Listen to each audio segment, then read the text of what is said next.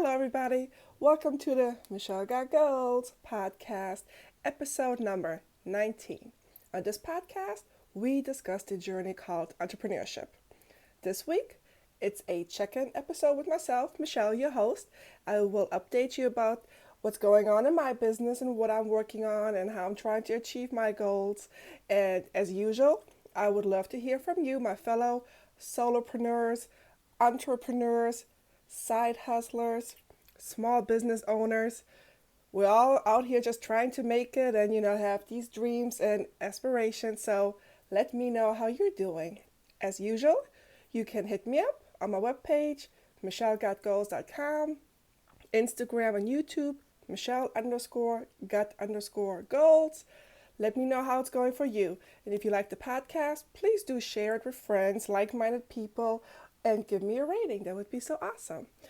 So, as I stated, it's a check-in episode, and I've been mentioning LinkedIn these past weeks again since I think it's a valuable, networking tool to get your business and your name out there, just to connect with like-minded people from your industry. So, I mentioned that I bought a course months ago. Last summer, actually, I just double checked. I still have access to the course, which is good because I never finished it. So that's something I'm really focusing on again now that I'm done, practicing and studying for my state exam, for the real estate exam. I have a little more time to focus back on my actual business and trade compliance. So yes, I looked up my records from my LinkedIn course. And some of you might think, that's so crazy to pay for a LinkedIn course. I mean, LinkedIn is just a professional Facebook or, whatever you might call it. And yes, but there's simply a course for everything these days, all right? And a friend recommended the coach to me, and I bought the course. I am really careful when it comes to buying courses now, just because I bought one a while ago from a business coach, and I also noted with this one, it's a lot. Some of the content, not all of it, is video based. That's just not how I study. I like to read it. I like to highlight it. I like to take it in at my pace. I don't want to look at a screen and watch somebody talk to me. So no, that's just not for me really. But the course has been helpful. I mentioned in a previous episode that there seems to be a social selling index on LinkedIn, and it kind of tells you where you are in regards to LinkedIn, your statistics, how you doing. So, like I said, I've been pretty quiet on LinkedIn, not as engaged as I used to be. I don't have my 400 or 500 connections yet, but again, as you know, these connections have to make sense. I don't want to just connect with anybody. I like to connect with people from my industry that I can exchange information with, and learn from. So I don't seek to connect with just anybody. So, so a couple of months ago, late summer, early fall, my social sales index on LinkedIn, which is like a snapshot of your activity, your profile, how much you post, how you engage with others on LinkedIn. So back in September, my score was 34. Currently, it's 39 out of 100. So ways to go, right? So that's my current social selling index. How many of you knew there was a social selling index on LinkedIn that you can look up for yourself, So my industry rank is top 8%. I guess my industry is really lame on LinkedIn if I'm top 8%. And overall network social selling index, top 60%. So whatever that means. I just know I'm only 39 out of 100. They show the components of the score to be: establish your professional brand, find the right people, engage with insights, build relationships. So it states that people in my network have an average SSI of 43%, which I guess makes sense then that I'm in the top 60. I mean, I'm not lagging that much, behind. And sales professionals in the import and export industry have an average SSI of 15. So I have 39. So I guess that explains why within my peeps, I'm in the top 8%. So for a moment, I'm just going to feel real special, right? So just, it's interesting. So you can look up your own social selling index on LinkedIn to see where you stand. So I'm going to take this as a baseline and I'm going to continue to work on my LinkedIn. So in about 4 to 6 weeks, we will revisit this page and see where I am at that point. I do have a big networking event coming up this week. Hopefully, because the last one was canceled because it started snowing like crazy in Michigan, but I don't think we have a snowstorm coming this week. So I better not mess it up for me because I need to get out there and connect with people. So that's my LinkedIn score. That's something I'm consciously working on, my LinkedIn profile and engagement. The other thing, so as you know, I passed my real estate exam. I am now a licensed real estate agent in the state of Michigan. So I belong to one of those Facebook groups, a real estate Facebook group.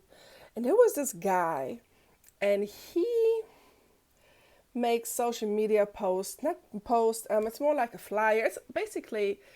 It's like an ad or a cartoon.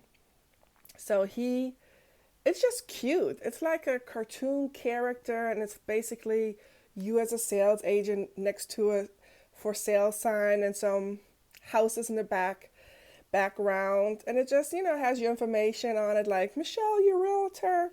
So it was cute. He had a couple of examples in this group, but obviously I don't know who he is. I don't know if he's legit. So what do you think? As a freelancer, you still need to be on top of your game, kind of. So I did reach out to him.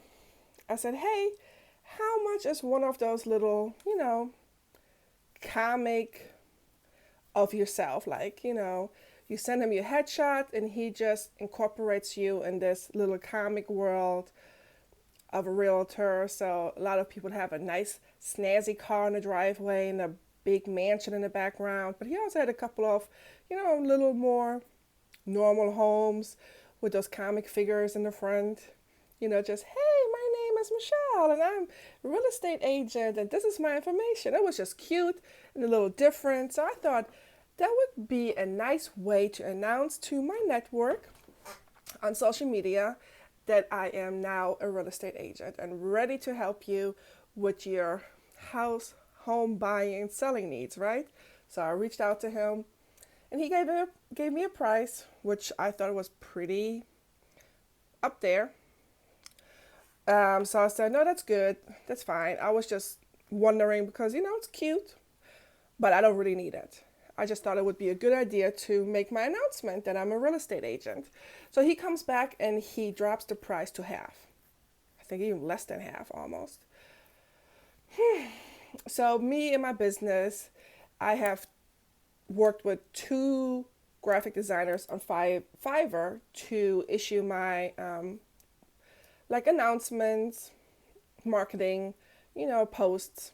So I've reached out to Fiverr before for small jobs, just easy notifications, when I have a new course coming up, just to make it look pretty and to be able to share it on LinkedIn and put it in my newsletter.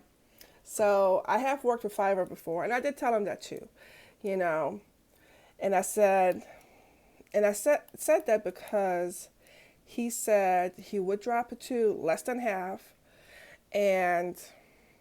but then, so I said, you know what? Let's do it. Let's work together. Let me know what you need. So he then says, after I send him all the information, he says he needs payment upfront. This is all via Facebook Messenger because remember, I saw his posts in this Facebook group of real estate investors, and it is just a Facebook. And when you go on his profile, you don't really see anything, and it's not a company. So I guess he's a freelancer, which is fine. We're all out here trying to make it. But then after the back and forth and dropping it to less than half, and I sent him my information. He says he needs payment up front because a real estate agent ran out on him before. He sent the material, he sent the post, whatever you call it. I don't even know what you would call it. But the person ran out on him, which obviously he wants to protect himself. That's fine. And that's where I told him, you know what, that's fine. I worked with people on Fiverr before. But before I send you money, I want to see at least a draft. I want to make sure, just as you want to make sure that I won't run out on you, I want to make sure you are the person who made these posts, made this material, that you're the one who knows how to make these comic characters. So you would have to send me a draft. And I said, feel free to watermark the heck out of it and, have watermarks all over so I cannot use it. But I also need to make sure that you are who you state to be. So if you want money up front, make sure to send me a draft, and I have no problem sending you half the money. I would have even paid it. I don't care. I just need to also make sure, since he's not a company that I'm familiar with, that he is who he claims to be, right? Because he could be snipping other people's graphics and sell them as his own. I don't know. So in return, he sends me an invoice. So I told him I'm good. I don't need his services. And he said, so you don't want me to work on it? And I said, no, I asked you for a draft. Your response was an invoice. And to me, that said, you don't want to send me a draft. You didn't acknowledge my request. You just sent me an invoice. And so I went to Fiverr and I booked it with somebody on Fiverr. So we'll see what I get, because with him, like I said, I was going to pay him. I was going to use, a small business here in the United States. But that's my whole point. Even as a freelancer, even as a small business owner, solopreneur, we still need to be somewhat on point. If a customer asks you for a draft, you need to, whatever it actually is, in their request to you when they want to place an order, you need to acknowledge what they're saying. You cannot just send an invoice, here's a link, you can pay me. That's great. I don't know if you're going to run off with my money. So that was a little sad, because he said, I'm the best, people are never disappointed with my work. Well, I'm not his business coach. Otherwise, I would have told him, you need to work on your communication with your customers, because I would have totally booked his services, even though he says to take a week longer than people on Fiverr, because that's just what it is. So what do you think? How do you go out there in the world and try to support small businesses that you don't know? I mean, it's kind of hard. If it's a brick and mortar where you can just walk in, it's a business. Somebody opened a business, invested money, have a counter, they're ready to serve you, right? But if you just come across something nice and shiny on Facebook and you're willing to book the service, buy the service, as a freelancer, you still need to, have certain steps. So me as a customer, I'm comfortable sending you money. I don't know who you are. I just came across you posts in a Facebook group, and we know scams happen every day. So that was a little sad. I would have totally loved to work with him, but he just sent an invoice and didn't even go into my concerns of send me a draft. And we know watermarks, that's what watermarks are for, right?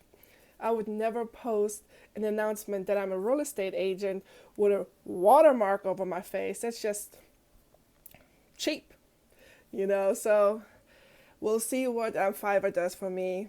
But I just thought it was a pretty good lesson, or just something to talk about, as a small business owner, as a freelancer, solopreneur. We still need to be on point. We still need to have our contracts, our communication, look presentable. I make sure that my business has the most basic but clean website.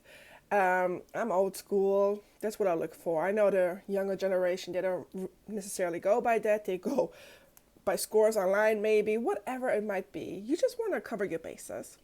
So that was my check-in for this week, a little rant, but also some information. If you have questions about LinkedIn, how to find your SSI, feel free to reach out to me. And I'll talk to you next week. Bye.